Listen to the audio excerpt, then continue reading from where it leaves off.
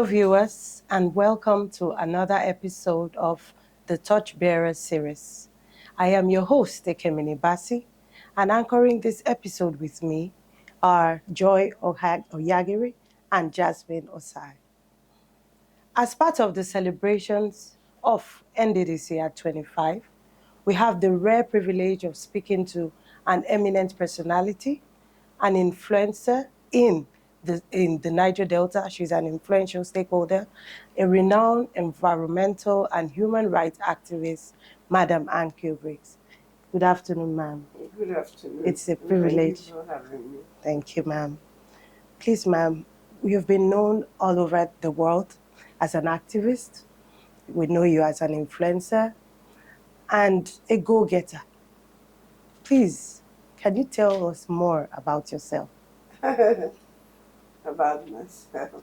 Yes, ma'am. I thought it's supposed to be about NDDC. Well, it is about NDDC. Mhm. I fit in there. Well, I'm from River State. Um, River State. I was born already when River State was created. I was very much aware. I was already a teenager. I was very much aware of the struggles to create River State and the reason why River State was created. I come from a family background of politicians, traditional rulers, lawyers, philanthropists. So there was always something about justice or injustice going on when I was growing up at the community level all the way up to the national level, whether it was NC or the Awolowo's party AG or whatever it was called at that time, Action Group, that's right, and other parties. So I mean, my my background is quite is very vast in whom I have become today, and people people are created for specific reasons, I believe, and I believe that my my calling and my purpose in life is intertwined very much with the Niger Delta. My father is from the Ijaw ethnic nationality. My mother is British. I was born in England, but my father, I mean, when he finished his studies, we came back to Nigeria at that time, but there was no independence when I came back. And so my childhood is deep and rooted in the creeks of the Niger Delta region, and in the struggle for change in the Niger Delta region, in the struggle for change for the people of what is today called River State, but Bayelsa was part of it at that time, and some geographical areas that were not in River State at that time are now part of River State. So you can begin to imagine my knowledge of evolvement to the point of where we are today. I because I grew up in the settings that I have expressed, I grew up very focused on white or black. There's no in between, because white cannot mix with black. For me, there can't be gray, because it's when you mix white and black that you have gray. And so, in the area of fighting, speaking up to power, I was raised as a little girl to when my father and his brothers and the elders are talking, we were allowed to like just play around and hear, and then also to learn, to soak up. So the fact that, for me, the fact that I ended up I've ended up doing what I'm doing. It's not a strange thing to me. Even in my childhood, in the playground, in the primary school, when two people are fighting, the others will gather around and be shouting, Kro Kroy and Gabo. That's in Calabar. It means whoever wins the fight, that's the one I'm supporting. So it doesn't matter. So it's very much like politics. And but I'm known to kind of like wade in Okay. when my my friends are fighting, and I'll go in and say, Gibaka, what's the matter? And then I'll kind of be a mediator and say, what you did was not right, and stuff like that. So that's the kind of background that I have emerged from. I experienced the Civil War. I was very much aware of what led to the Civil War. I was very much aware of the call for independence because it was being explained to me by my father, and what it meant, and what we should derive from independence, and stuff like that. Um, so for me, the fact that I've ended up becoming a human rights activist is something that is inbuilt in me. It's just that it's been identified as being human rights activism. Hence, today we have things like the NDDC, which is also a child of activities that I also, my humble self, was involved in, that led um, to the creation of NDDC. I have my own experience of NDDC, how and why um, it came to be. I also have my own opinions about how it should have evolved, how we should have, what should have been gained from it, and things like that. So I'm a mother, I'm a sister, I'm a grandmother, um, and I'm a fierce believer in in Christianity. I, I am guided very much by my Christian beliefs, and by justice and equity in the way that I deal with people, and in the way that I deal with situations. Some people say, I'm well. It's not only that one is fearless, but uh, when you're fearless, some people say, "Oh, you're careless or you're reckless." It's not. It's just that it's the right thing. It's the right thing to do at any time. Thank you so much, ma'am.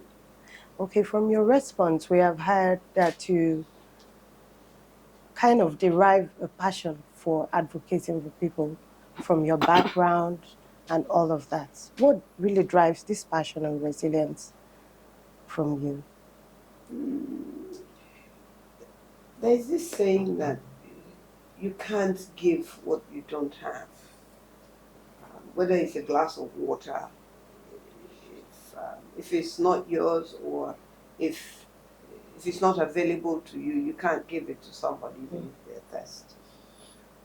So the what has driven me has always been the issue of, is this right or is this wrong?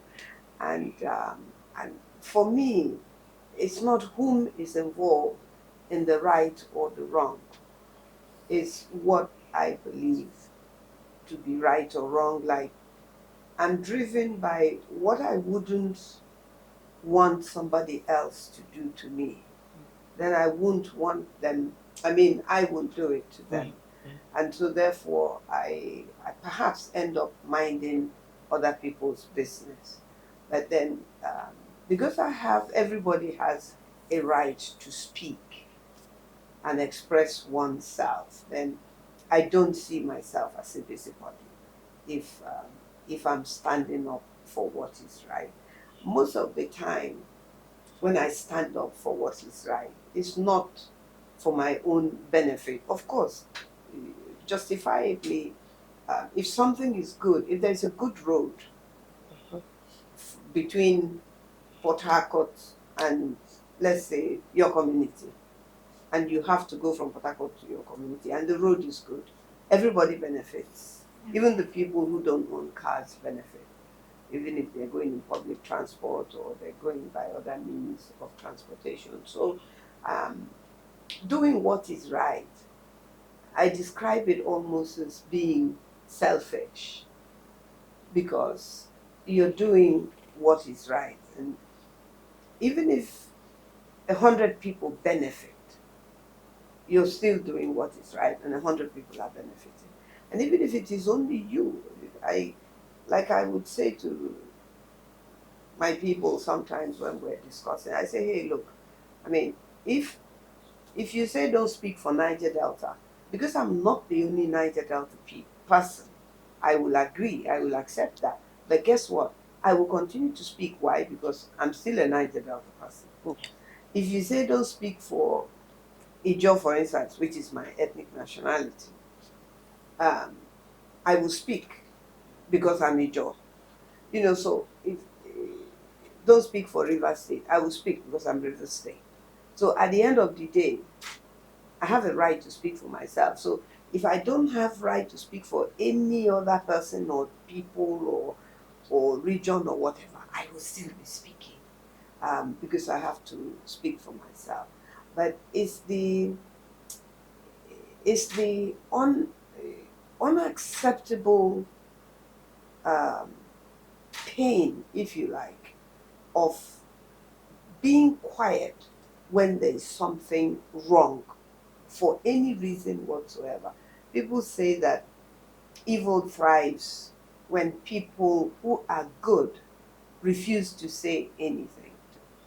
Um, so if you see something that is wrong and you don't say anything, you are part of what is wrong. You're part of what is wrong. So the drive is inbuilt in me. I'm born with it. It's part of my gene. Um, but I want to pick out a specific moment in time when I decided that I must be part of something to resolve what is going on in the Niger Delta region. After the Civil War, I left Nigeria. I went back to my mother's country, the United Kingdom, and I stayed there. I went to school there, and then I got married. I have children. I was coming backwards and forwards. And then, when it comes to the environment, a lot of people don't understand where I actually started. I started from my childhood. But what really made me to say, whoa, what is going on in this country, was the environment. I grew up in the Niger Delta, I grew up in the creeks, and thank God for that, because I could have grown up in Port Harcourt or any other city, but my dad uh, was a marine engineer, and he was exporting palm kernel, palm produce, and doing marine-based businesses. So, I mean, he had to be in the creeks, in Abonima.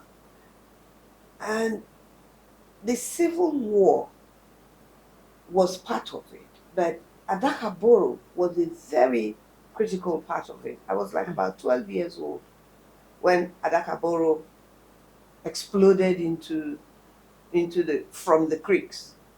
And I remember when he came, I was about 12, when he came to Degema, to the police station, and people were saying, no, Adakaboro has entered Degema, and he has taken the guns from the police and things like that. And I knew why he did what he did. Um, and then the Civil War. I perfectly understand what happened about the Civil War. The issues about why were a lot of northern leaders killed, and why were people from the East not killed, and why were some Western leaders, very critical leaders, killed, and why um, the Igbos were not, their leaders, if you like, were not killed. If you realize that River State, Bayelsa, what is today Cross River, all of us were under Eastern region. And so Eastern region was majorly Igbos. Igbos were the largest ethnic nationality when we were in Eastern region. Hence, if you read, if you get to know the historical things, you will realize that the minorities then, so-called, were in Eastern region, and everybody was then trying to establish themselves, and so that was how the issue of River State evolved. And so um, after the war, and I traveled, and I came back, and I started to notice disproportionate sight views of the creeks I grew up in, and how it was getting more difficult for me to recognize landmarks in going to Abonima through the water, because there was no roads then, we went by boats. And so I began to, growing up, you had landmarks, even as a little girl. If you, let's say you come from Imbiama, and you were driving from Port Harcourt, there were trees and areas that you would see, and you know that you're getting closer to Ahoda, or you're getting, you know. So we had those in the creeks, and they were disappearing. And I think the disappearance started when I was away after the war. And when my grandmother died, who's a major part of whom I am today, my father's mother, a major part of whom I am today. She she was an illiterate, but she was very smart um, for a human being. And it's not what you study that makes you literate. It's what's between your ears, really, at the end of the day, that makes you a person that you are, an illiterate person. So at her funeral, I began to realize that, wait a minute, I was saying, where is this, and where are we? And and my siblings were saying, Sister Anne, what do you mean, where is this? This is also because I traveled, I began to lose, and the environment was being encroached upon and being destroyed. I was not now seeing those things. But because they kept going backwards and forward, they could see it, but they could also see the devastation. Now, all I could see was that I couldn't see why those things had disappeared. And I could also see the devastation. So eventually, when Ken Sarawiwa was murdered, that was the moment in time that I decided, no, you can't kill a man because that he wants to do the right thing. And therefore, doing the right thing must be what I should be aspiring to do. So I decided that I would get involved in whatever that was going on, to voice and to express. And I think the first feeling I had was one of anger. I was angry. I was angry because having traveled out from the age of like 4, when my dad brought me back, and after the war, I was exposed uh, to European culture, to British culture, um, which is part of my culture as well as my father's is. But I got the exposure that I couldn't have had if I still remained here. So that exposure was that the environment should not be devastated. Why is this happening? Who are these people who are responsible for killing of Mbe and Isam and Ngolo and all these things? Why is the water side so dirty and so black? And then I did some research, and I realized that there is something terribly wrong, that this should not be happening. Not only that it is wrong, that it is actually illegal. And so that was how I became part of what evolved and emerged after Ken Saro-Wiwa's death, evolved and emerged into INC, the creation of the Ijaw National Council, because the Ijaws had decided to take on the um, the the government and the oil companies, and then IYC, and then some other ethnic nationalities joined in, and they also began to get the negative reaction that we were getting as a people who were standing up um, for justice and equity. So it started from the environment. But from the environment, you could see that the devastation was no longer just the environment, that it was affecting humanity in so many different ways, their livelihood, and then, of course, it destabilized the social fabric, the way our people lived, it affected our culture, and then anger began to evolve. And I know it because that was my first reaction, was anger to the devastation of the environment. Thank you, Ma. That was quite insightful. Mother of the Dragon, as you're fondly called, you're a renowned opinion molder in our region. So we seek your opinion on your assessment of the NDDC in terms of stakeholder engagement in the region. What's your assessment? I'm not a stranger to the NDDC Yes. by a long shot. Before the NDDC, we had the River Basin Authority. Then after that, we had OMPADEC. Yeah. And the agencies, all of these are agencies that were eventually created not as a gift. Nobody just woke up in the middle of the night and said, you know what, I'm going to do something wonderful for the Niger Delta people. That was not how any of these things evolved. There was a fight, there was a struggle. People like Harold Dabagri, and when they were agitating for independence, and when it was clear that Nigeria was going to have independence, they were already agitating for the fact that the way Nigeria was carved out. If you remember, Nigeria was created as Nigeria in 1914. It's very important for me that if you can't learn anything from the middle, really and truly. You can't go to medical school and join at third year level and then become a good doctor. You have to start at whatever level it is. So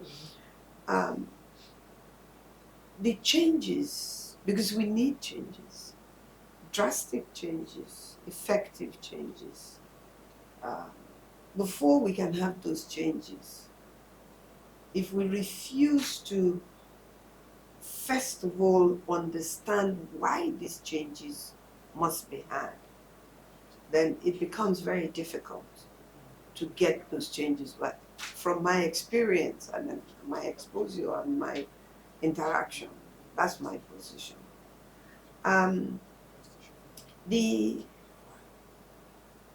These agencies were created for a reason. The reason is that Niger Delta people, at one time or the other, even before independence, before they went to the United Kingdom and had meetings with the British Empire, this region was already agitating that they didn't want to be in Eastern region anymore. And so in 1958, there was a meeting, and our people expressed their fears and their concerns, and which eventually led to the Wilkins Report. And the Wilkins Report stated very clearly that the riverine area and the Niger Delta as a whole, but specifically the riverine area, were areas that were hard and difficult to develop and was very expensive to develop. That was very clear even by the people that colonized us. So the fact that they didn't listen is one of the problems that is manifesting today.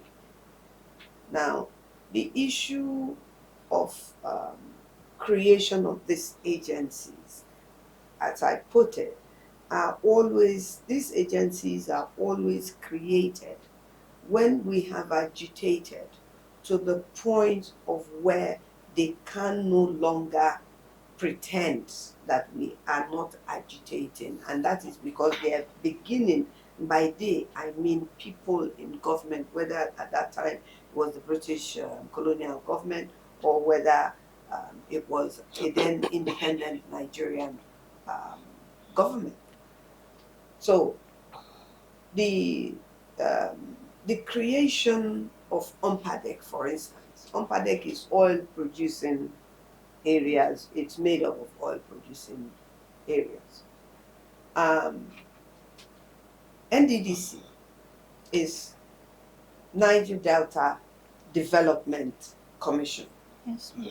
Now, Niger Delta Development Commission is a little bit deceptive if you now turn it into a commission that is existing because the region is oil and gas producing.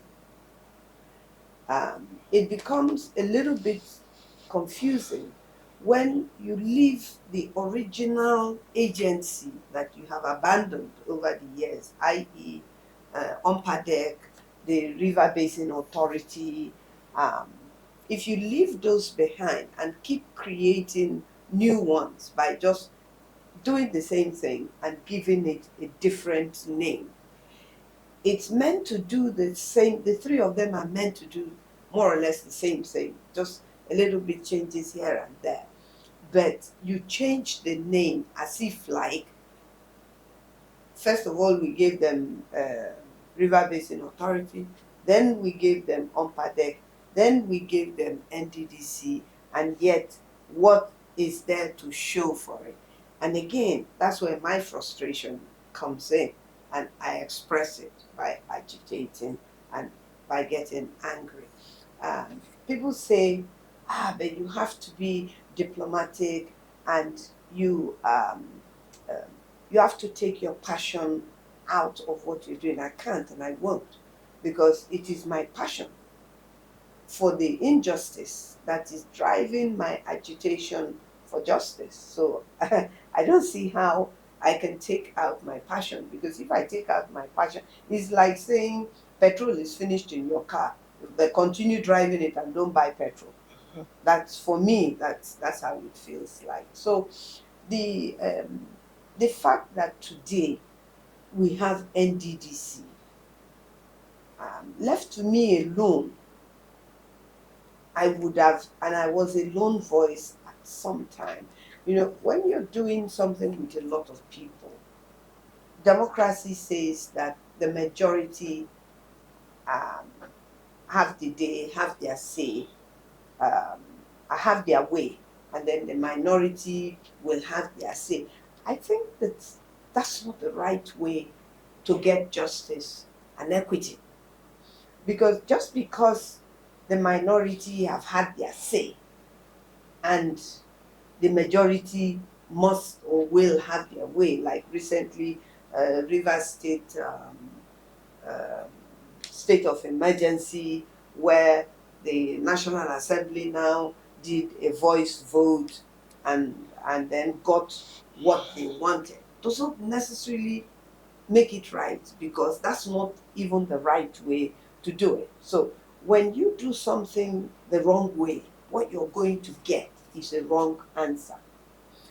When you act on information, and that information is based on falsehood, no matter how well-intentioned you are as a person, because you are working knowingly or unknowingly with wrong information, your solution to the problem is going to be wrong, and that problem will not be solved.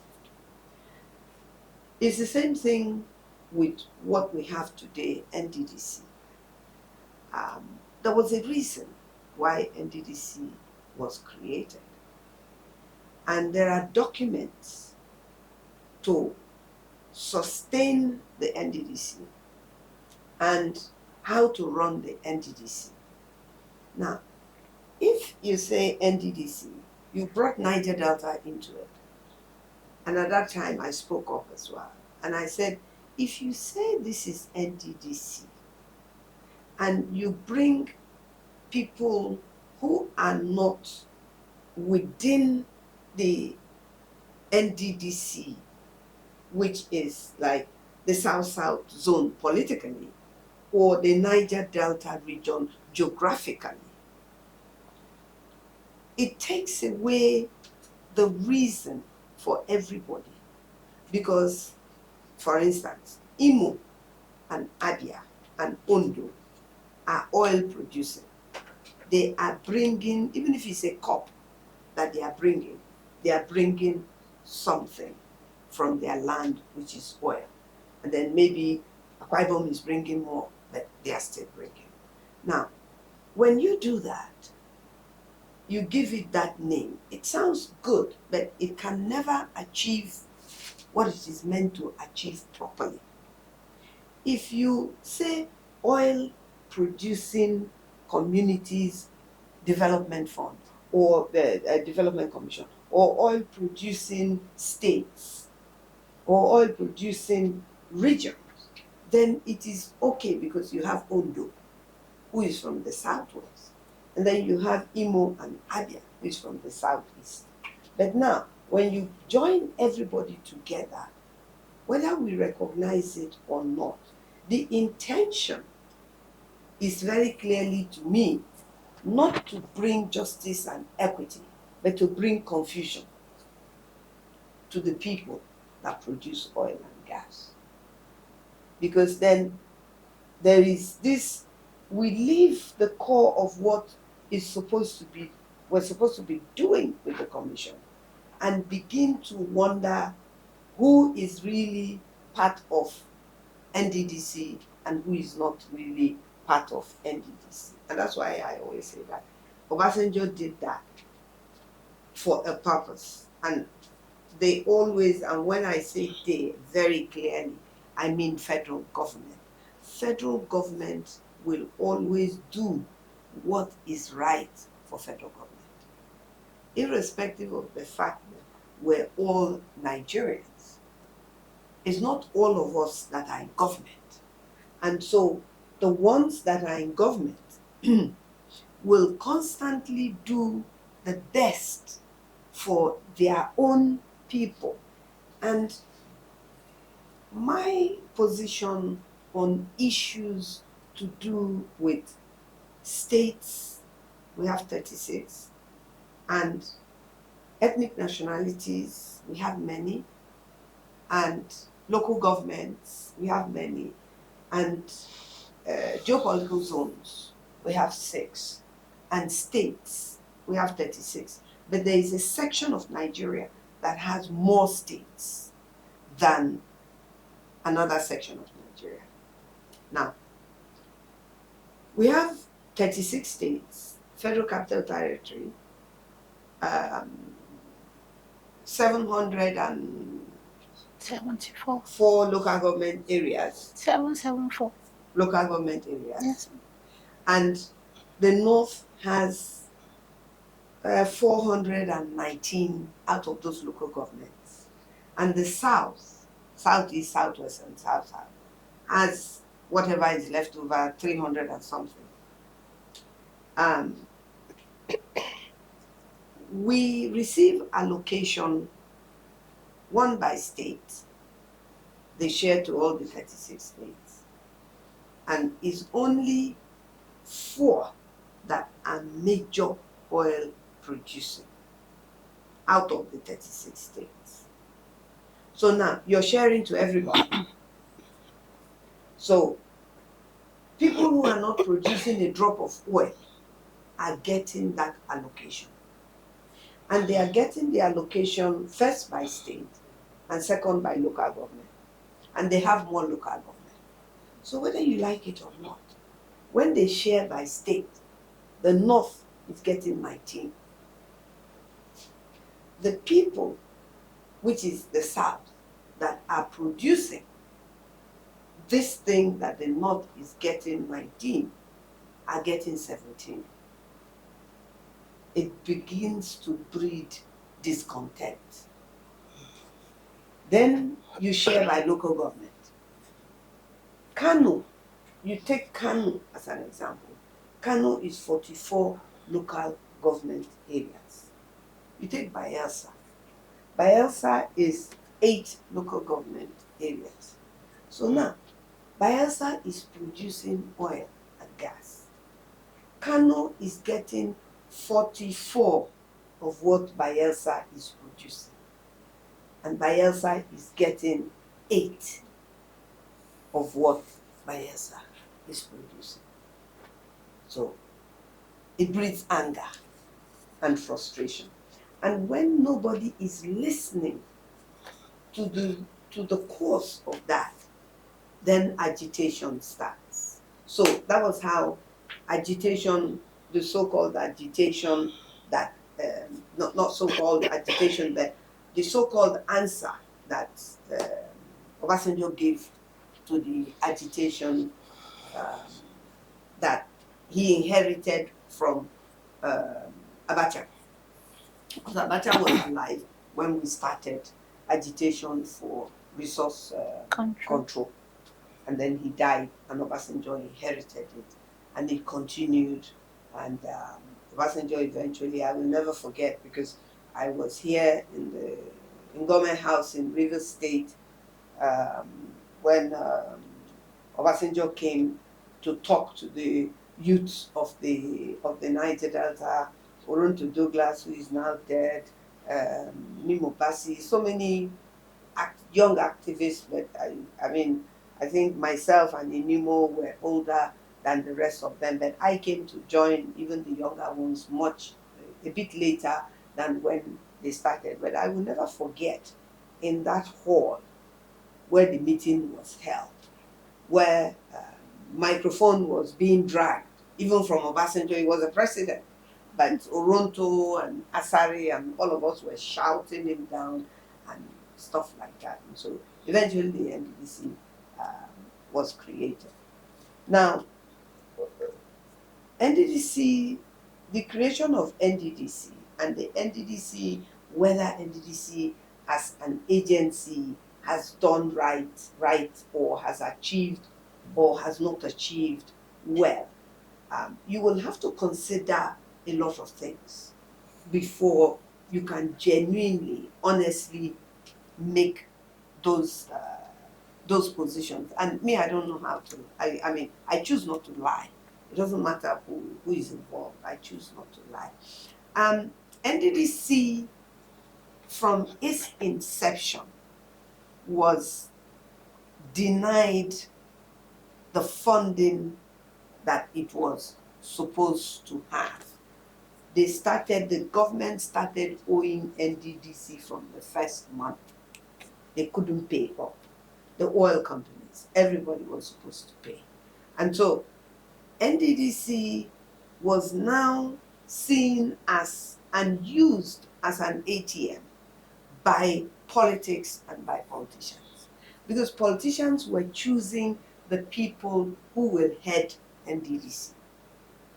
And so when you give me a plate of food to eat, you cannot determine how fast or how slow or the sort of temperature I should eat the food at.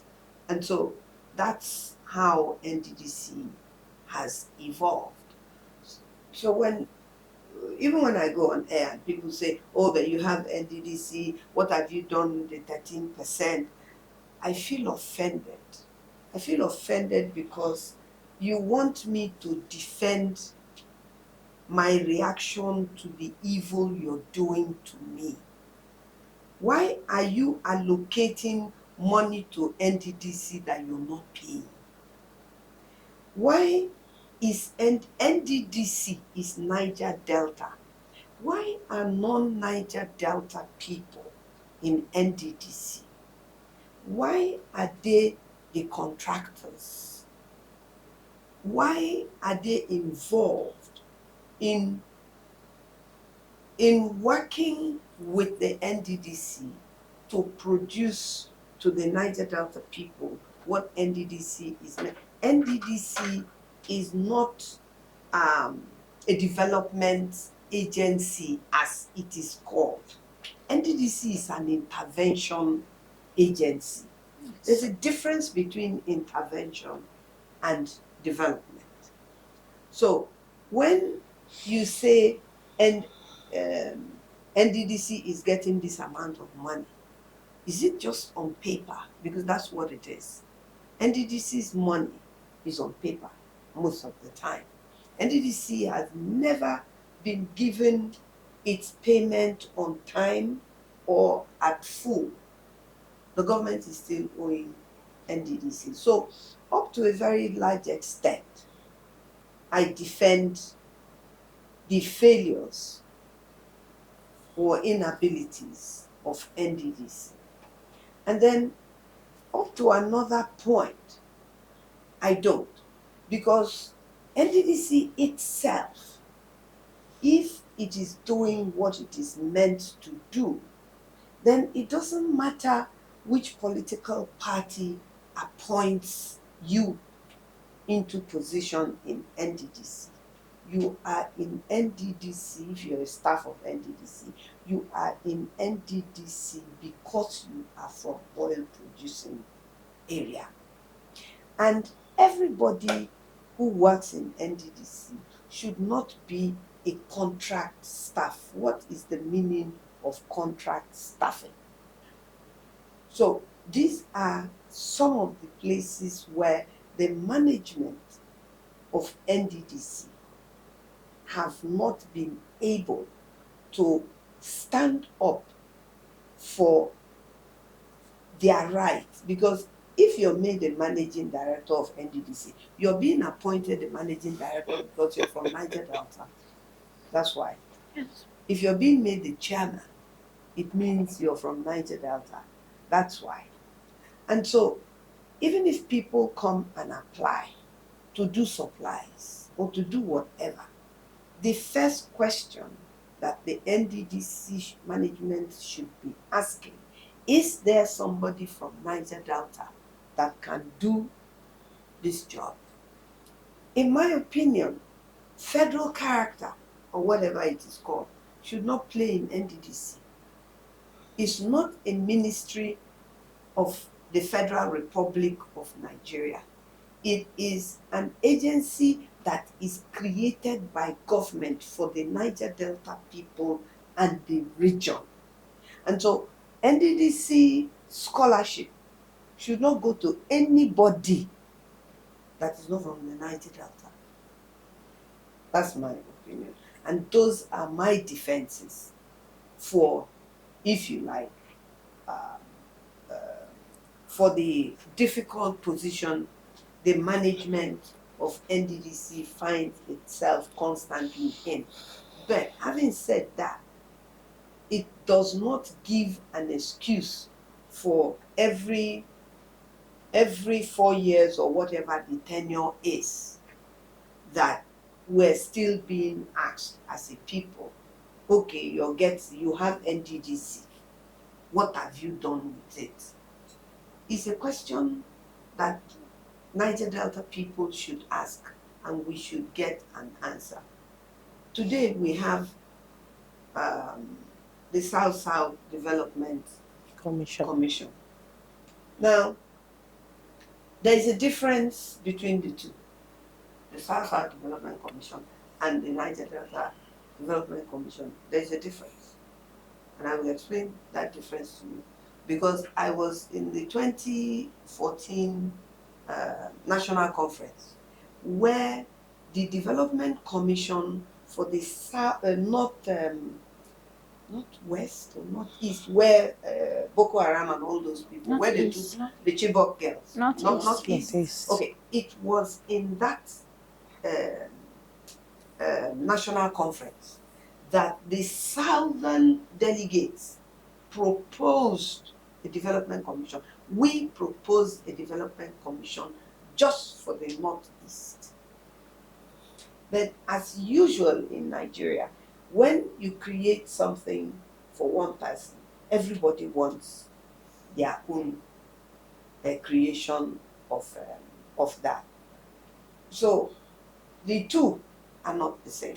Okay. So the argument, therefore, that perhaps, which we fought against, even with Tinubu, that the development, the South-South Development Commission is not the same as the Niger Delta Development Commission, and therefore we should not be left out of the Development Commission just because we have the Niger Delta Development Commission.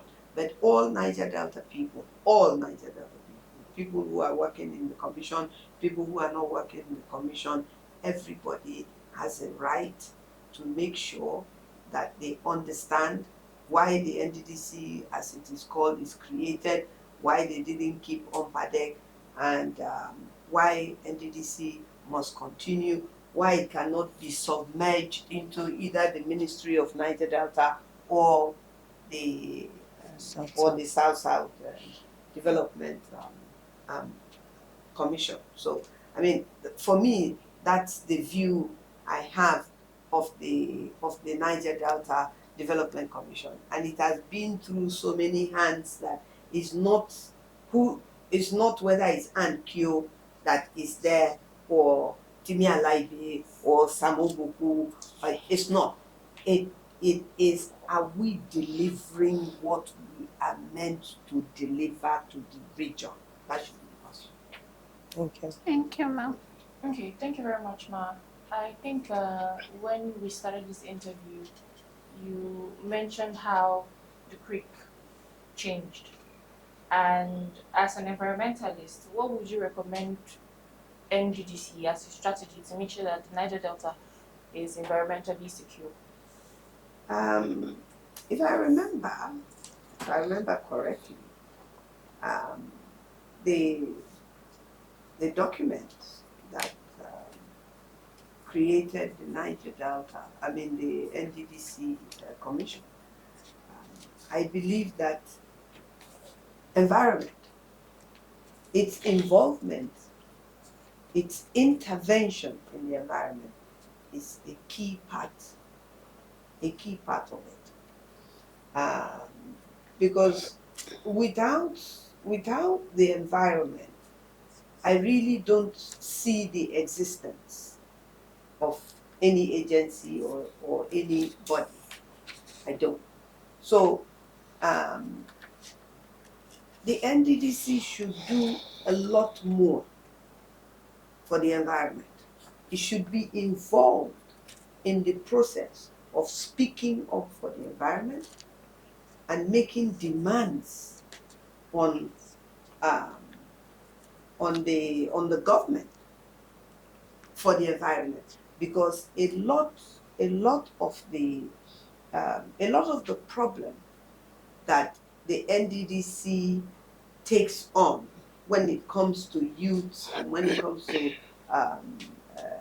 lack of employment and all of those things is directly as a result of the devastation of the environment. And so the NDDC should play a key role in ensuring that it supports people and organizations that are fighting and protecting our environment.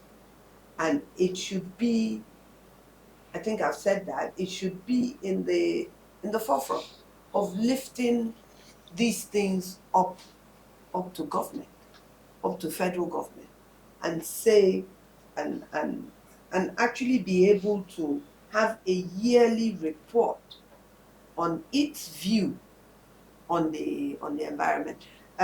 The ecological fund, there's something like ecological fund, and the major beneficiaries of the ecological fund should be the Niger Delta region, because we contribute through what we bring to the table to the ecological fund, and yet it is our ecology that is most devastated when you come to the ocean, when you come to the creeks, when you come to the rivers, the swamps, the mangroves, our source of living, and all of it is tied into, all of it is part of the DC as headed by Oboku has paid attention to, and rightly so in my opinion, because we need a lot of help and we need a lot of support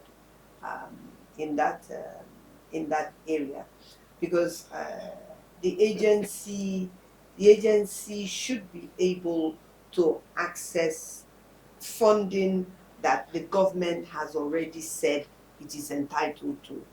The IOCs, I mentioned the ecological fund. Now we're talking about private partnering with the NDDC. There are activities out there outside of Nigeria through different types of funding, with the bank, with the United Nations, with environmental issues, because the environment is directly, the communities are directly affected by the negative and reckless exploring of oil and gas by the oil companies.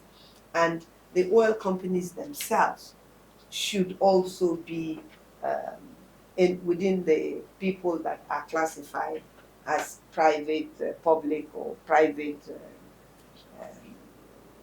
input, as it is called, and also that instead of the IOCs, for instance, claiming, oh, we built one school here, and then we built a hospital there, and but at the end of the day, there is insecurity, and therefore we cannot continue. Why are you building schools if you're not going to bring teachers and pay them to teach the children? Why are you building these schools? You're deceptive.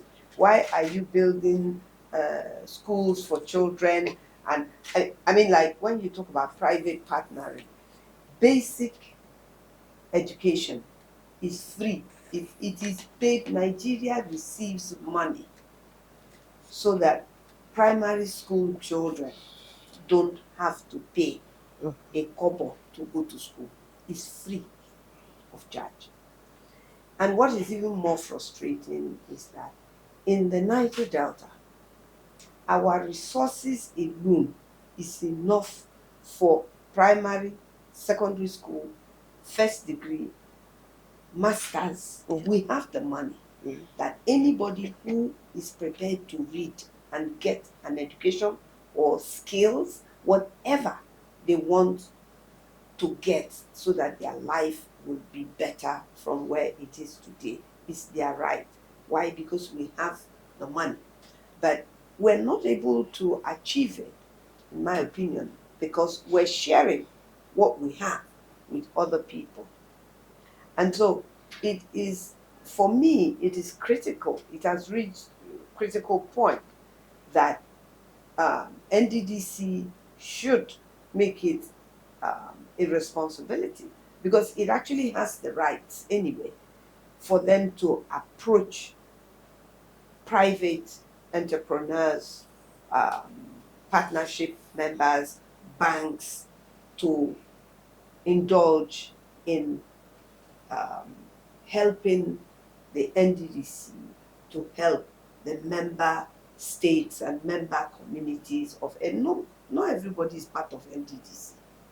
So if you're not part of NDDC, you cannot and should not benefit from NDDC. We're not Father Christmas. Nobody, we're not going to the northeast or northwest, whatever development, and getting their when they sell their ginger and their cocoa and whatever it is, their gold and whatever it is that they sell. We're not getting shares of it. So why are they getting shares? Why are they getting what is coming from the Niger Delta? So basically, we have it, but it's not enough for us. Why? Because we are sharing it.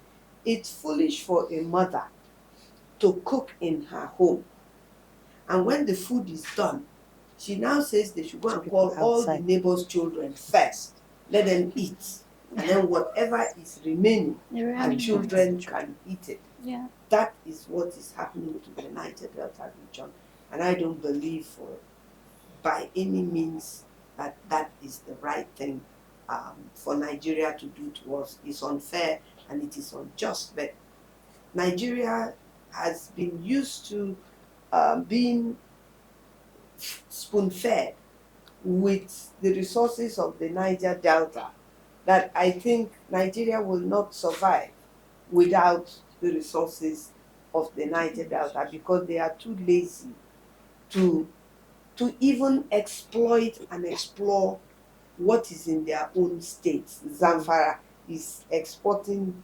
gold out of Zamfara, out of Nigeria.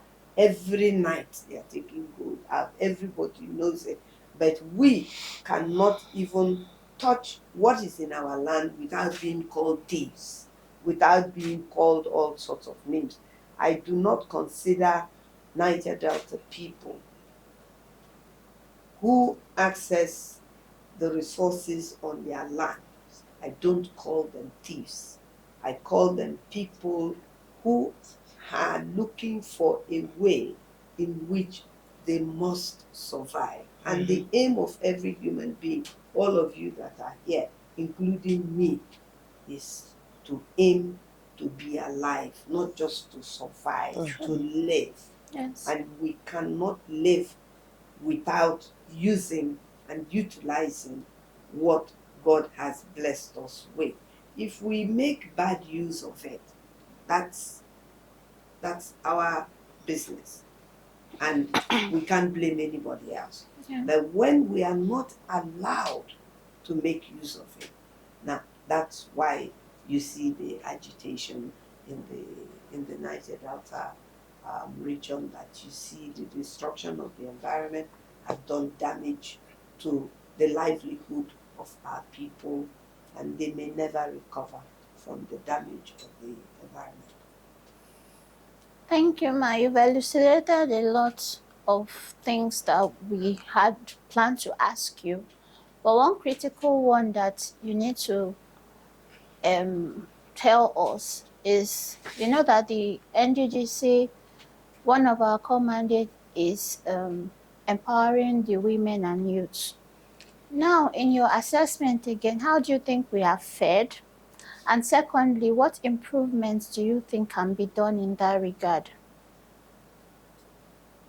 There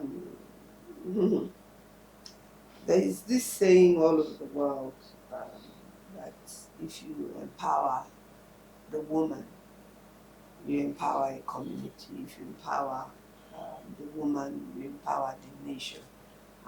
It's very, very true. Women hold up the communities. I grew up in a community. I didn't grow up in Lagos or London. I went to London after the war, to my mother's place. That the people in the community is what holds up a nation, because it's the communities collectively that make up the nation. And the role of women should not be allowed to be understated. I see no reason why we should find ourselves in a position where we are asking for a percentage of whether it's politics or whether it's jobs or whether it's involvement in development and all of that. We shouldn't be asking for it, begging.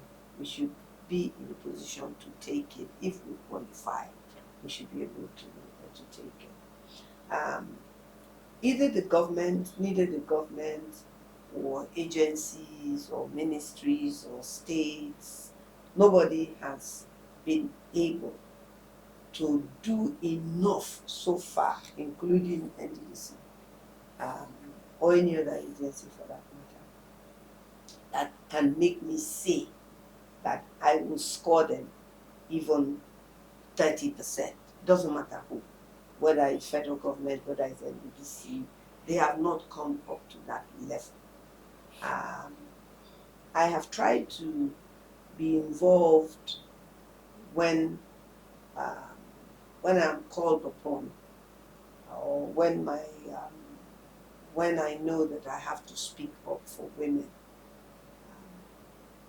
I recently have tried very hard to push the issue of women with the NDDC, particularly. But there are areas, very critical areas in which leaders anywhere get it wrong when it comes to women. That is because they don't see women as their equal. They don't see women as capable. Just because women are equal should not affect the ego of a man. And men in power, men in position, men in authority should put their ego aside and deal with women as human beings and deal with women in their homes as their wives and their daughters. But even as they are equals, but they should treat women in the workplace and in development and in governance as their equals. I wish that this particular system of management of the NDDC will really mean it when they say that they want to empower women.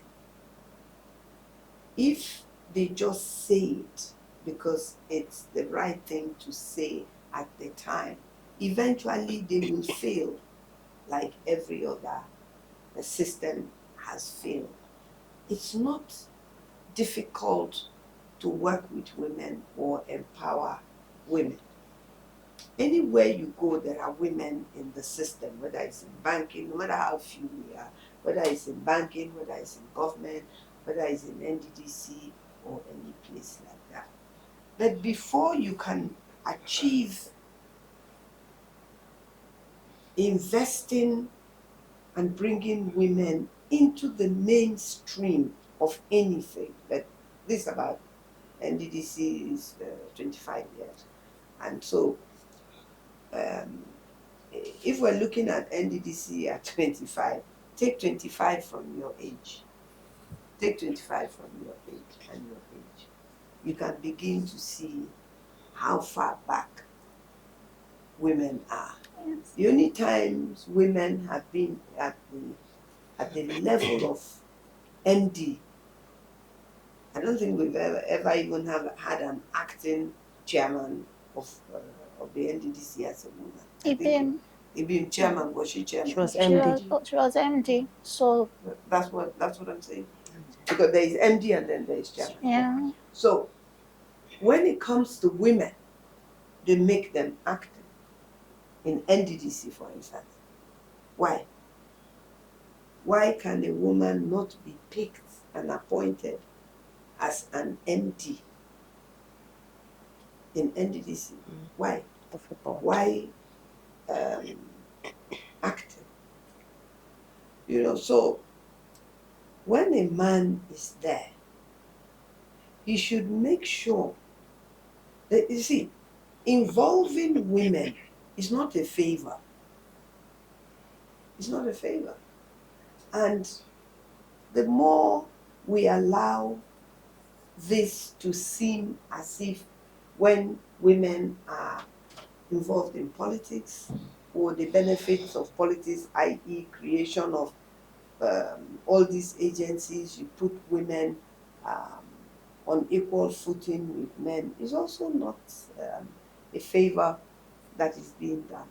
So NDDC, this particular management team will do very well for itself if it is able to really focus on what it does with women, both at the boardroom level in NDDC and when it trickles down to the communities.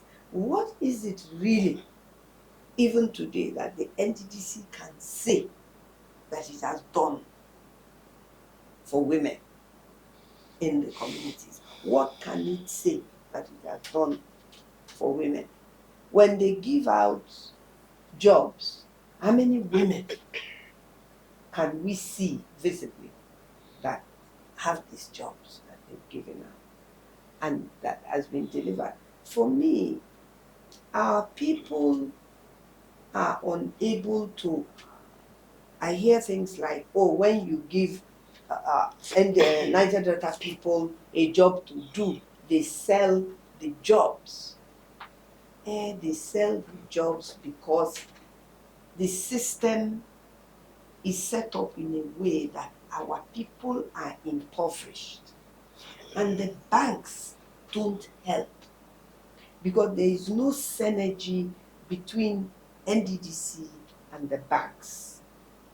So that NDDC's pro forma to do a job now becomes valid to the bank, whether it's a woman that is carrying that pro forma or whether it is a man that is carrying it. He takes it to UBA, they look at it, NDDC, I beg, give them the money quick, let them go and do the job. And then, because NDDC will pay on time. These things are sold because you finish the job. From what I hear, you finish the job, the issue of now getting your money becomes a problem. Why is that? Well, NDDC should be truthful. Why is that? If it is that the federal government is owing you allocation of 5 years, then you cannot pay when you give jobs today because you are still owing people that have done jobs 4 years ago. So that's another area that NDDC has to wake up and know that they owe this responsibility. There's no point in jubilating because one person from Rivers State, because it's the slot of Rivers State, one person from Rivers State has been appointed, and then the appointment is coming through somebody who is also in government, and then you're now beholden to that person who made sure that you got the appointment. The appointment is not to play politics.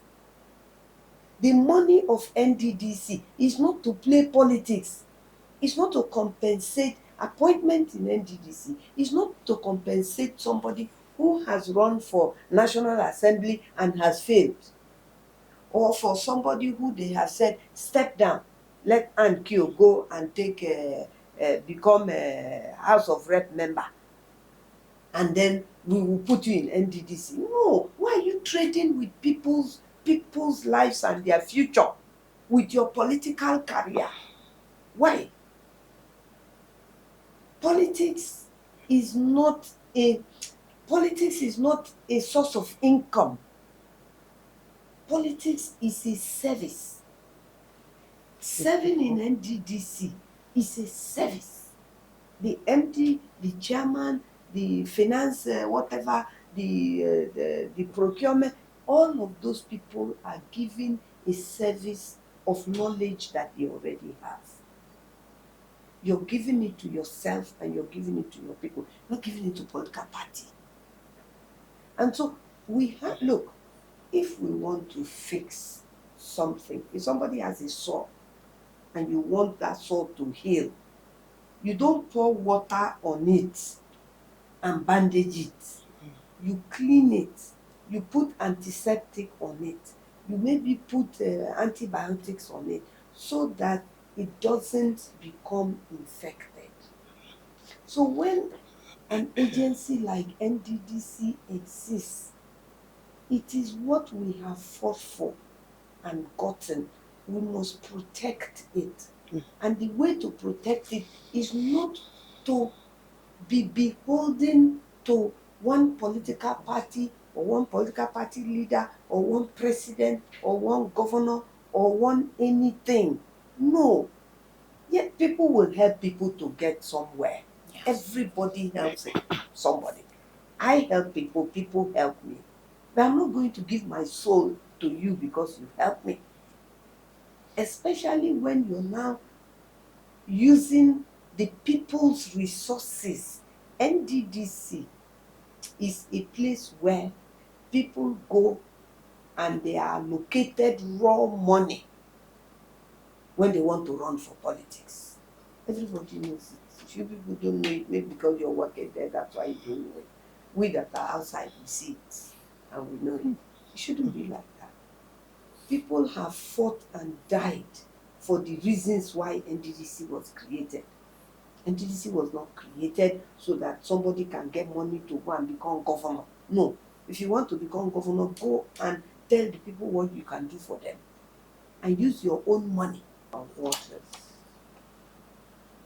our forests and creeks. It's God that put it there.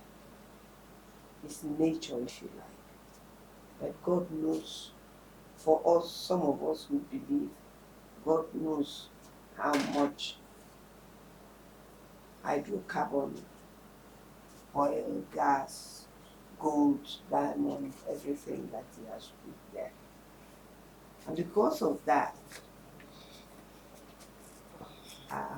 I've never put into acceptance the measurements that the oil companies give us, especially in Africa. I've never believed it. Why do I say so? When you don't have the knowledge, you accept whatever you are told. Today, after independence since 1960, Nigeria cannot claim, Nigeria cannot claim to know, as you and I are seated here, Nigeria cannot claim to know how much oil or gas is taken out of this country every 24 hours. It is lying. Nigeria is lying, and put this on record. I will defend it. Nigeria is lying if Nigeria says, from time immemorial, not just President Tinubu's time, from the moment, even when they declared that they were lifting oil, they lied. They had been stealing it before that time. Why do I say that? How do we know when they started lifting oil? What did we use to measure? Did our forefathers know what they were lifting? They didn't. So it's not true. So let's get that one straight first. It's the people who are drilling that are telling us how much is there. So if it is in their favor to tell us that in 10 years, is it today we started hearing that in 20 years' time oil will finish? It's not today. if we had gone by their calculation, oil should have finished by now. So it's not true. So you can't, my grandmother says that you cannot go to the market with money that is in somebody else's pocket. We cannot, at this stage in Nigeria, continue to work with what the oil companies are telling us that they are lifting today. Other people are still mining their oil, are still getting at their oil. So the day it finishes, we will know. But now, going back to how and what to say to NDDC, how NDDC should, for instance, work with the oil companies. Don't forget that oil companies are contributors to the NDDC fund. Are they contributing equally what they are supposed to contribute? Gas, LNG is supposed to contribute. Are they contributing what they are supposed to be contributing to the NDDC? Why is the NDDC 25 years into its existence? Why are we owed even 1 kobo? Why are we owed money? If we say that it is this money that NDDC is supposed to use for the work that it is meant to do.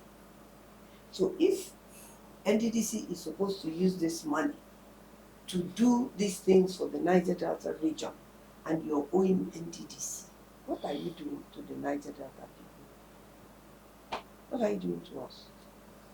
So the problem of the NDDC is not just the criticism that the NDDC have been exposed to.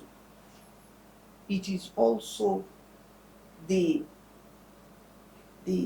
willful design of the government and the system it is running.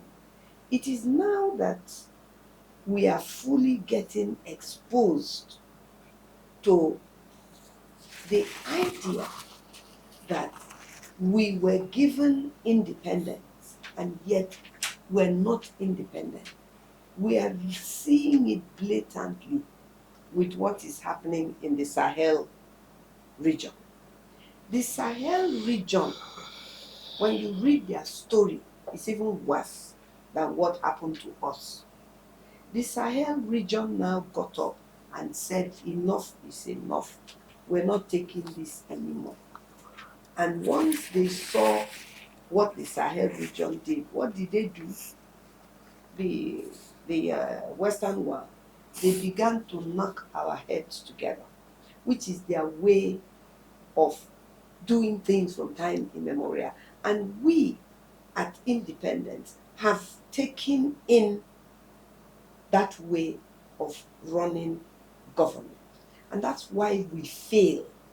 Not because we don't have brilliant people, but because the brilliant people have accepted the wrong way of doing things.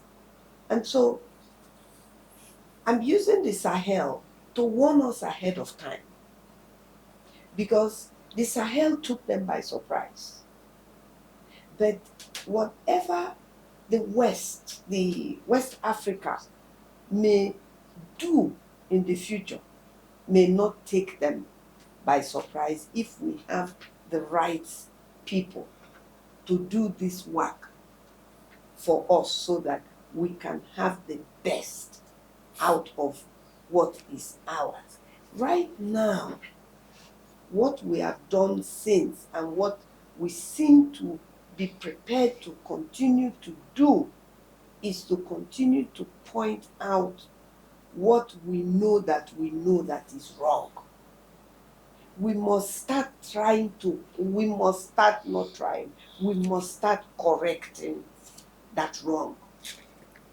We must start correcting that wrong. So that for me are the decisions that we have to make if we are going to get better. So whatever is advised to the NDDC or any other agency or commission that is ours to own, unless they get this thing out of their minds that they are there not because of the people that have appointed them, but they are there because of the people that they are supposed to serve. See, if, for instance, somebody appoints you into a position and you now begin to act as if you want to work for your people, which they don't want you to do, and you make a sacrifice, and let's say they remove you, and the second person comes along and makes that same decision you have made, and they remove that person, by the time they get to the third person, our people will begin to wake up. And that's what's happening today in the Sahel region. That's what's happening in Africa. A lot of the the ECOWAS countries, the English-speaking ECOWAS countries, when the Sahel first started, the ECOWAS English-speaking countries are there to sabotage what the Sahel people are doing for themselves. If you don't want to be free, you cannot stop somebody who wants to be free. You can't. That person will take you on. And that's what these Sahel people have done. When they started moving towards China and Russia, I was one of the first people to start shouting, let these people not go from frying pan to fire. Because whether it's China or Russia or Britain or Europe or America, they are all looking for the same thing, what is in our land. But you see, I'm beginning to, because I'm somebody that watch a lot. I watch a lot, I read a lot, I study a lot. And I'm beginning to see that these young men in the Sahel didn't just, and I'm using it as an example of when a people are determined to change their circumstances, that is not as hard as they're being told, i.e., your oil will soon finish. Mm-hmm. It's not as difficult as they're being told. It's the determination. Oh, okay, if the oil will soon finish, let me be there when it finishes. Let me be there when the oil finishes. Let me find out when the oil finishes. So NDDC, anybody that is in NDDC must begin to see the work that they are put there to do as a service for the people. If they don't see it, no matter how you advise them, they will not be able to achieve. And though they have the capacity and the intelligence to achieve, they will not be able to achieve because they have allowed themselves to be suppressed because of the wrong thing. If you are doing the right thing, people may not immediately see it, but once they begin to see it, the effect is like a domino.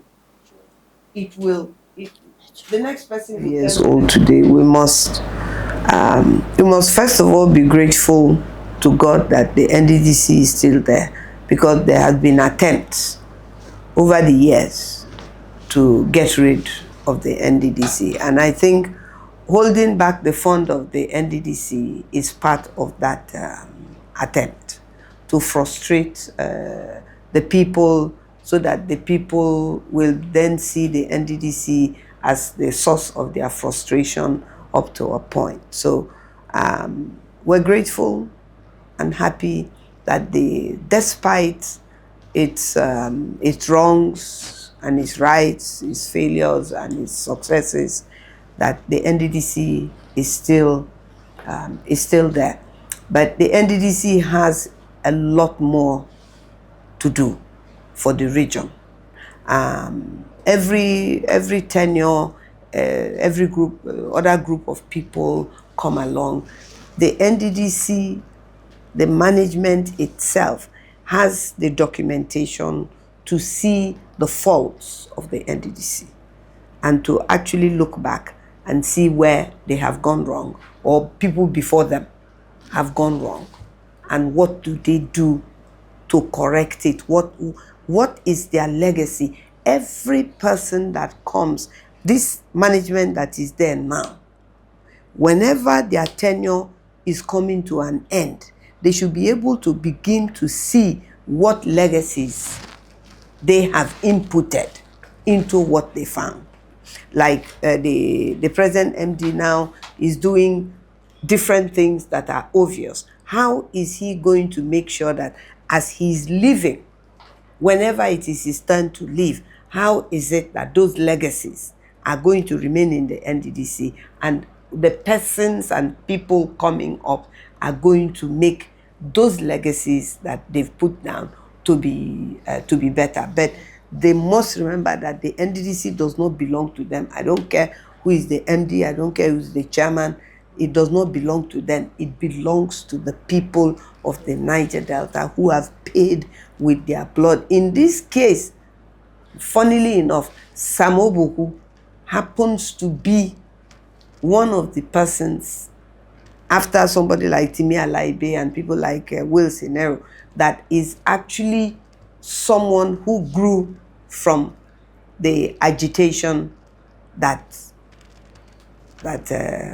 produced the NDDC. So if anybody should be in a position to make sure that a great legacy is left behind, is the present MD, and I think he has a lot of work to do within whatever space is left for him to make sure that he leaves a very credible legacy on behalf of the NDDC and the Niger Delta people. He must consider this a privilege for him to have served in the NDDC, because that's what it is. Thank you so much. Thank you very much, madam. It's been educating. It's been educating, insightful, speaking with you. We've been speaking with our influential stakeholder in the Niger Delta region, Madam Ann Kio Briggs. Thank you once again, Madam. Thank you very much for having me. So that's it on this episode of the Torchbearer series. I am Ikemini Basi, once again, your host. Thank you.